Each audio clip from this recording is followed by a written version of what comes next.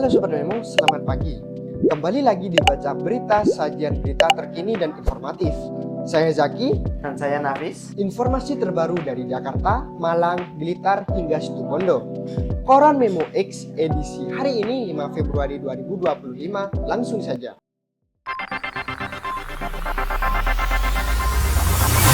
Berita dari Jakarta, instruksi dari Presiden Prabowo, pengecer bisa jual gas LPG 3 kg lagi. Lagi-lagi masih dengan pembahasan LPG nih ya Mas Zaki. Ada instruksi baru lagi ya? Betul Mas Nafis, benar ada instruksi baru dari Presiden. Jadi mulai 1 Februari 2025, Kementerian ESDM menerapkan pembelian LPG 3 kg tidak lagi dapat dilakukan di tingkat pengecer, tapi sepenuhnya hanya bisa di pangkalan resmi Pertamina.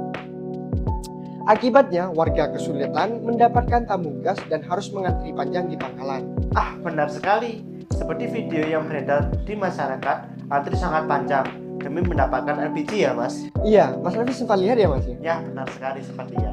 Nah, akibat dari hal tersebut, Presiden Republik Indonesia Prabowo Subianto mengambil sikap tegas terkait kericuhan yang terjadi di tengah masyarakat terkait penjualan tabung gas LPG 3 kg.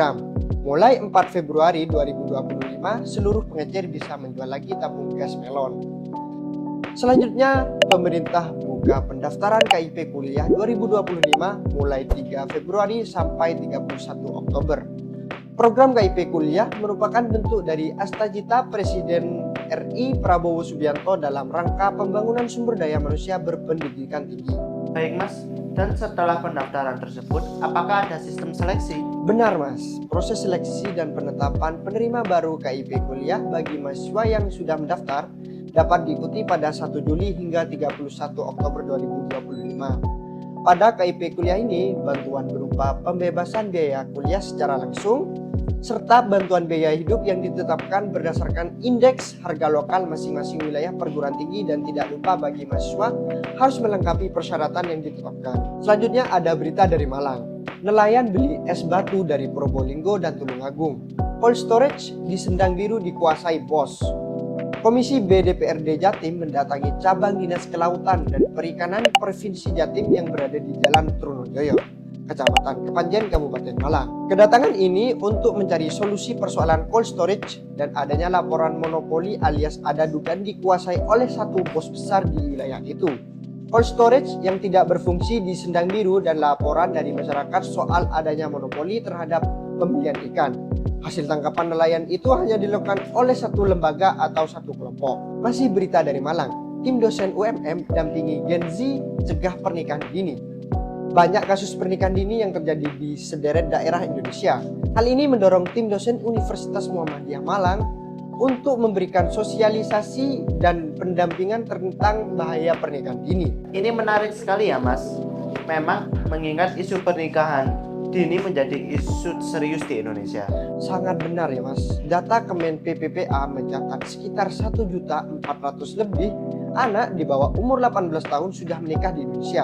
Dari jumlah tersebut, sekitar 300.000 lebih kasus pernikahan melibatkan anak di bawah umur 15 tahun. Selanjutnya ada berita dari Batu. Temuan Dinas Kesehatan, 50 anak derita diabetes. Dinas Kesehatan Kota Batu mencatat adanya peningkatan kasus diabetes pada anak-anak di bawah usia 15 tahun. Berdasarkan hasil screening yang dilakukan sepanjang 2024, ditemukan sebanyak 50 anak yang mengidap penyakit tersebut. Hal tersebut adalah suatu hal yang harus diwaspadai ya Mas. Dan apakah kedepannya akan ada program untuk mencegah? Betul sekali Mas, untuk menekan angka kasus diabetes pada anak, Dinkes Kota Batu telah menggencarkan program pencegahan melalui edukasi di sekolah ruang publik. Salah satu programnya dinamakan Gerakan Masyarakat Hidup Sehat atau yang disebut GERMAS, yang bertujuan untuk meningkatkan kesadaran masyarakat tentang pola hidup sehat. Selanjutnya ada berita Situbondo. Melandingan Situbondo dilanda jalur Pantura macet total. Akibat hujan deras di wilayah Kecamatan Melandingan menyebabkan banjir bandang di beberapa desa dan jalur Pantura di Situbondo. Wakil Ketua Brigade Penolong Situbondo, Lukman Hapsi, menjelaskan kemacetan terjadi sekitar pukul jam 7 malam hingga jam 10 malam, air belum juga surut. Selanjutnya berita dari Bondowoso. Banjir bandang terjang Desa Wonoboyo. Banjir bandang juga terjadi di Desa Wonoboyo, Kecamatan Kelabang, Kabupaten Bondowoso, dan mengakibatkan puluhan rumah warga mengalami kerusakan. Bahkan sebanyak 96 keluarga terdampak bencana banjir bandang tersebut. Kepala Desa Wonoboyo, Tubaini, mengatakan banjir bandang yang terjadi di desanya tersebut adalah banjir terparah. Semoga kondisi segera pulih ya Mas, dan bantuan logistik dari pemerintah semoga cepat tersalurkan. Baik Mas Haki, terima kasih informasi berita selanjutnya. Berita dari Kediri, Kapolda Jatim resmikan Gor Bulu Tangkis Polres Kediri Kota. Kapolda Jawa Timur, Irjen Pol Dr. Andes Imam Sugianto, MSI, meresmikan Gor Bulu Tangkis Tatya Darka Polres Kediri Kota di Jalan BK Bangsa Kota Kediri. Kapolda Jatim menyampaikan semoga dibangunnya gedung olahraga bulu tangkis itu nantinya akan bermanfaat bagi anggota Polri dan masyarakat Kota Kediri dan lingkungan sekitarnya. Selanjutnya, berita dari Blitar, pasar tradisional Glogok di Kabupaten Blitar resmi beroperasi. Pasar Glogok di Kabupaten Blitar kini resmi beroperasi yang dibuka secara langsung oleh Menteri Perdagangan Republik Indonesia Budi Santoso bersama Bupati Blitar Rini Syarifah. Wah, jadi pasar ini hadir dengan fasilitas yang lebih baik gitu ya Mas? Benar Mas, pasar Glogok kini hadir dengan konsep lebih modern tanpa meninggalkan kearifan lokal. Dengan fasilitas yang lebih baik, pasar ini siap menjadi pusat aktivitas ekonomi yang dinamis serta mendukung perkembangan produk-produk unggulan Blitar. Selanjutnya, berita dari Sidoarjo.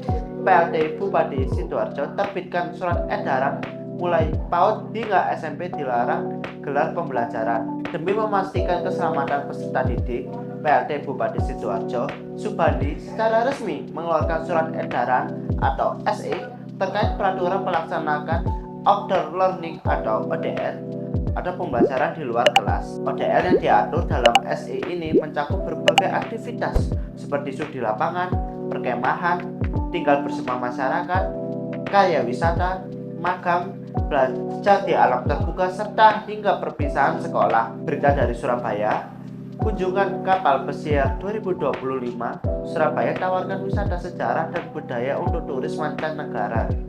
Kota Surabaya kini menjadi salah satu tujuan utama kapal pesiar internasional yang berstandar berkat ragam tempat wisata yang ditawarkan. Ini menarik sekali ya Mas Hafiz. Jadi ini dikemas dalam bentuk edukatif ya? Benar Mas, mulai dari yang bersifat edukatif hingga yang berhubungan dengan sejarah yang dapat dinikmati oleh berbagai kalangan, termasuk turis mancanegara. Selain itu, Surabaya memiliki banyak destinasi wisata sejarah yang menarik bagi para turis. Beberapa tempat yang sering dikunjungi antara lain Balai Kota, Pasar Genteng, Hotel Majapahit, Tugu Pahlawan, Arka Jogodolok, Gereja Katolik Kelahiran Santa Perawat Maria, dan Kota Lama.